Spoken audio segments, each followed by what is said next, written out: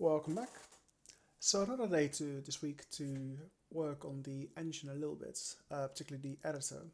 And one thing I wanted to focus on is to enable stepping into the game. So you make a level, you put like a player down, and then you press play somewhere, basically into the game. So I'm not quite there yet, but what I want to focus on as today is to basically make sure that the bounding boxes I create for collision and for rendering are set up correctly. And then to, once you create like a very big level, to structure it in such a way that given the location and angle and perspective of the camera you're using, that you only have to very quickly calculate like what needs to be rendered, what doesn't need to be rendered in level.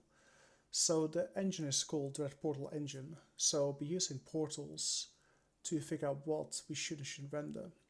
So the next step is going to be to automatically create these portals. So I don't have to manually insert them as I used to in Blender. So I'm not quite there yet. But before moving on to that bit, I just want to verify that the bounding boxes that I create around the shapes are actually correct. So there's two kinds. So one is the ones used for rendering, and the second one is the ones we use for collision detection. And also wanted to enable you to some of the rendering options. So for example, we can basically switch off the grid if you don't want to see them. And if you put like a little thing down, you see there's like a lot more basically a lot more shapes on top of the things. So basically break down what they are. So like the green, red and blue are just your normal editing tools we've seen so far. What's new are the white lines and pinkish lines surrounding the shape. So the white lines are the bounding box around the shape itself. And then all the pinkish lines are that shape's parents and parents' parents and so forth, basically their bounding boxes. So you should quickly see that the shape itself is slightly smaller than its parent bounding box. That's because the parent also takes into account these little debug shapes are basically put on top of the objects to enable the editor to figure out what's been selected and what not. So you see it basically slightly pushed to the side, and therefore it's slightly bigger than the white one, because white only cares about the shape itself, whereas the parent also cares about all the other attachments to the particular object. And then the one at the outside, like this big piece over here, is basically the root of the scene graph. So that basically encompasses everything. So sort of like a default shape that basically makes sure that the grids that we have basically fits inside of it. And this will only ever grow bigger, so currently got no way to rescale it down. We do for the other objects, so to make the objects smaller, you see that the object itself will basically get smaller collision boxes. If you make it bigger, it basically grows, and it also rotate, basically see that the box shape basically may also make sure that the entire shape is within these bounding box. So that's what we use for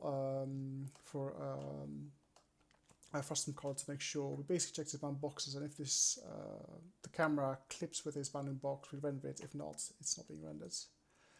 But then, of course, if say you push this one outside of the current size of the root node, then the root node will also have to update. As you see here, so basically it's basically extended slightly off where it was, because it used to be where the grid is, but now it's pushed further outwards because basically moved the shape.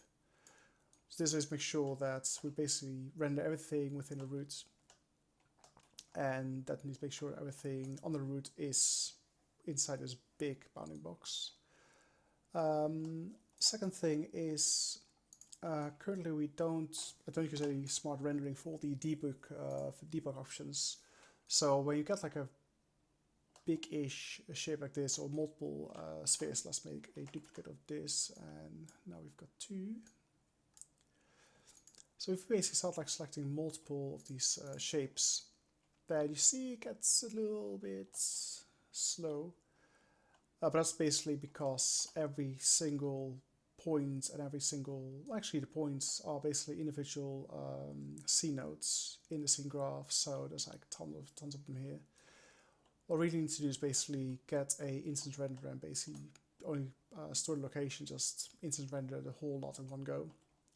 But now, to make it slightly easier for myself, I can just disable these things all together. And then things are nice and smooth again. So yeah, I can basically disable the bounding boxes that we've seen. The normals, so they're basically the red lines that basically emit from the surface of whatever object we have selected. And then we've got the vertices, which is additional C nodes in the scene graph that lay on top, basically children of this particular shape. But it slows things down massively because, yeah, just way too complex for what we try to do here. So need to basically optimize that, but should be easy enough. But yeah, so let's just disable these for now. And almost goes a little bit weird. But yeah, so if we join two shapes together, as we do here, just connect, remember the key connection, Ctrl J, here we go. So now by joining them, we see that the bounding box is basically merged to one big one. So if we basically rotate these, what happened there? Something went wrong there. Okay, it's fine now. But yeah, so as basically rotate these, there's basically just one shape now. We see that the single box that encompasses the shape basically updates as we scale and rotate and whatnot. So that works really well. So just for fun, select this one and create this to be one big shape. So you see now it's basically got like a massive super shape. And again, we also make sure that the C nodes basically stays updated nice and tidy.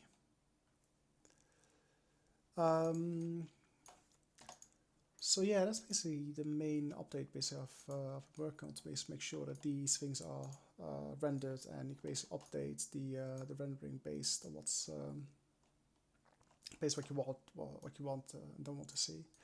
But this will basically help me later down the line to figure out if stuff doesn't get rendered correctly, doesn't collide correctly, to quickly figure out if these bounding boxes are actually encompassing like the shapes that we've selected. So that'll basically be a big help. So next step for me is going to be to enable physics. So currently all I've created so far is stuff that's being rendered, but there's no physics involved yet. So next thing is enable that, and then be able to select individual faces like here, and then get like some checkboxes to figure out, is this collidable? Yes, no. Is it transparent? Red double-sided? And yeah, enable setting properties per polygon on all the meshes that basically are in the level. Once that's done, then I should be able to put a physics object in a world and see if it drops and collides, and then put a camera on top of the physics object, and then we've got a first person or third person game in our hands, so that's going to be quite exciting. So of course, I've done stuff like this in the past, making games, but making it all work in editor nice and smooth is a slightly bigger challenge. But we'll get there. But yeah, quite pleased with the results I've got so far. And yeah, hopefully within 1 or 2 weeks, given how much time I've got to work on this, we should be able to see the first quote-unquote engine, meaning can drop from the editor into an actual game. So that should be quite exciting. So the last thing I need to do, because I noticed that when I add light to the scene, lights 2, so the shape that basically depicts the lights got basically got like a bounding box around it, but then the light itself extends very far away, so it basically falls completely out of the rendering distance. I think it's like 60 meters or something. So you can see in the edge here, like how far this particular light is allowed to radiance light, which is quite a lot. So probably need to, well, I'm not sure we need to tone it down, but you see it basically, yeah, all the scene graph route is basically extended very far away to basically accommodate this light. One thing I do need to figure out is when we've got a spotlight, because it's directional, basically to make sure that where we change the angle in the properties here. It's currently 30, so basically 45 or something. That the shape will basically update as well. So we basically see some lines coming from here that basically update as we update the angle. Because that way we can also, whilst rendering, figure out what this light can and can't illuminate, and basically update that. So you see in the distance, like some properties are being updated, but I don't think they are correct. It seems like way too narrow for what we set the angle to be.